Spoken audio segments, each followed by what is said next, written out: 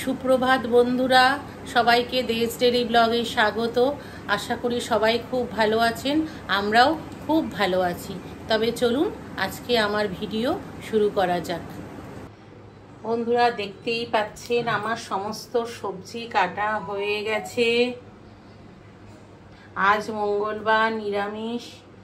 বাঁধাকপি কাটা আছে, এখানে আলু, পেঁপে, ফুলকপি, ক্যাপসিকাম, গাজর, টমেটো সমস্ত রেডি করে রেখেছি। এবার এক এক করে রান্না করে নেব। আমাদের এখন চা খাওয়ার পর্ব চলছে। ওদিকে আমি বাবুকেও চা দিয়ে দিয়েছি। ও মোবাইলে বসে ব্লিঙ্কিটে অর্ডার দিচ্ছে, কিছু মুদি লাগবে সকালে। এই যেমন ধরুন কড়াইশুঁটি, টক দই, একটু বাটার।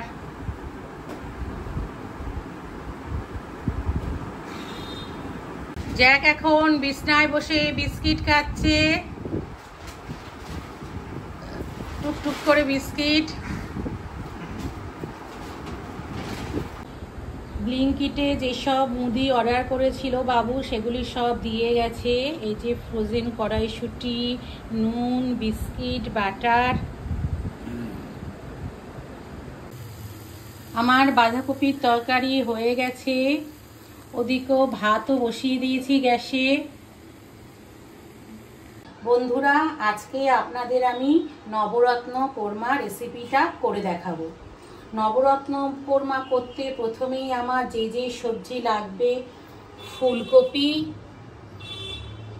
এটা আমি ছোট ছোট করে টুকরো করে কেটে নিয়েছি। গাজর, এটাও ছোট ছোট টুকরো করে কাটা আছে। বিনস, ক্যাপসিকাম, পেঁপে কুচি, আলু, টমেটো কুচি, কড়াইশুঁটি। এখানে আমি পোস্ত, কাজু বাদাম আর চারমগজ একটু জলে ভিজিয়ে রেখেছি। আর লাগবে পনির, টক দই আর ড্রাই রোস্ট করা ধনে আর জিরার গুঁড়ো। তবে চলুন আজকে আমার রেসিপি নবরত্ন কোরমা শুরু করা যাক। প্রথমেই আমি কড়াইয়ে কিছুটা পরিমাণে সাদা তেল দিয়ে দিয়েছি। তেলটা আমার গরম হয়ে গেছে। এবার এর মধ্যে আমি পেঁপের টুকরোগুলি দিয়ে দেব।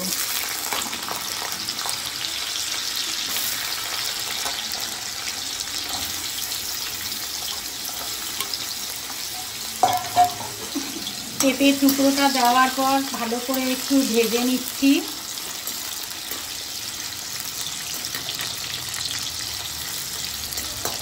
এরপর এর মধ্যে গাজরটা দিয়ে দেব।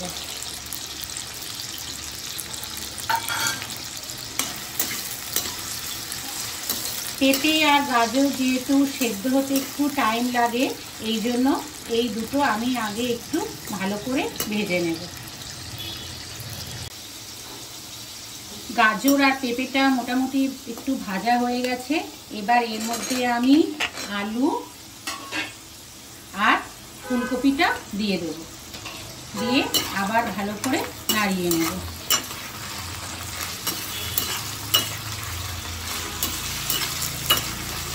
নটা জিনিস দিয়ে এই নবরত্ন কোরমাটা তৈরি করতে হয়। এবার ফুলকপি, আলু, গাজর, পেঁপে ভালো করে ভেজে নেব। এইবার এই সমস্ত সবজির মধ্যে আমি বিনসগুলি দিয়ে দেব। বিনসের পরিমাণটা আপনারা একটু বেশি দেবেন।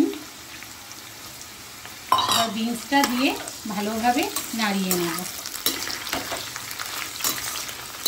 সবজির পরিমাণটা আপনারা আপনাদের আন্দাজ বুঝে নেবেন। নিয়ে এবার সমস্ত সবজিগুলি ভালোভাবে আরেকবার ভেজে নিচ্ছি।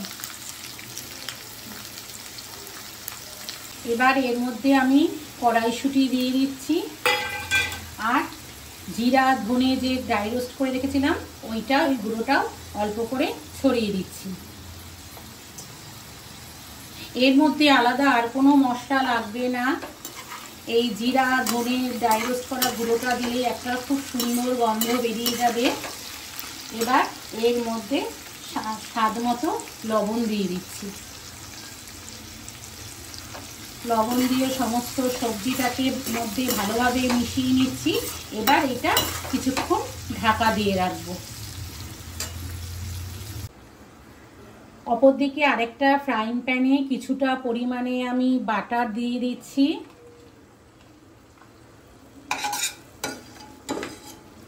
এবার এই বাটারের মধ্যে পনিরগুলি একটু হালকা ভেজে নেব। আপনারা পনিরের টুকরোগুলি একটু বড় করবেন।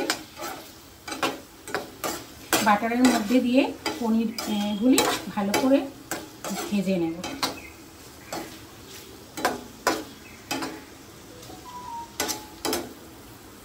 হালকা করে আমার ভাজা হয়ে গেছে। এবার এগুলি তুলে নেব, একটা পাত্রে তুলে নেব।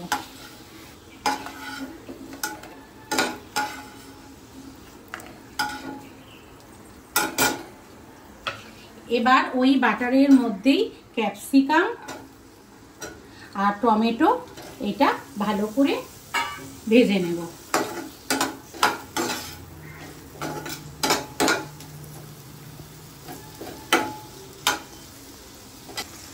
আমার সমস্ত সবজি মোটামুটি নরম হয়ে গেছে।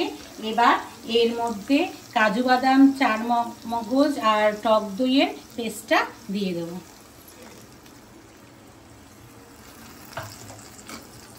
দিয়ে ভালো করে মিশিয়ে নেব।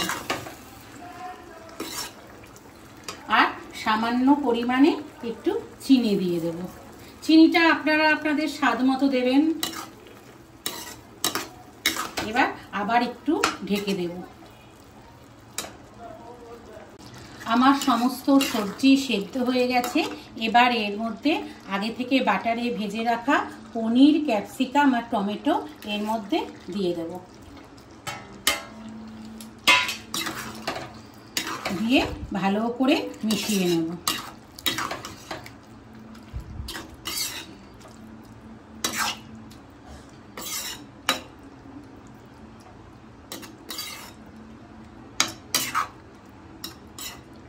আমার সমস্ত সবজি, টমেটো, পনির, ক্যাপসিকাম সমস্ত ভালোভাবে মিশে গেছে।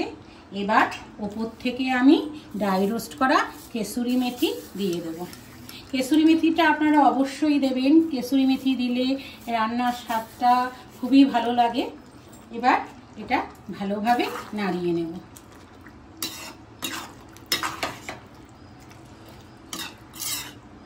এবার এটা 1 মিনিটের জন্য একটু ঢেকে রাখবো। আজকে নবরত্ন কোরমাটা যদি আপনাদের ভালো লেগে থাকে তাহলে বাড়িতে অবশ্যই একদিন বানাবেন। আর কেমন লাগলো আমাকে কমেন্টসে জানাবেন। আশা করি খুব ভালো লাগবে। নিরামিষের দিনে এই নবরত্ন কোরমা খেতে তো দারুণই লাগে।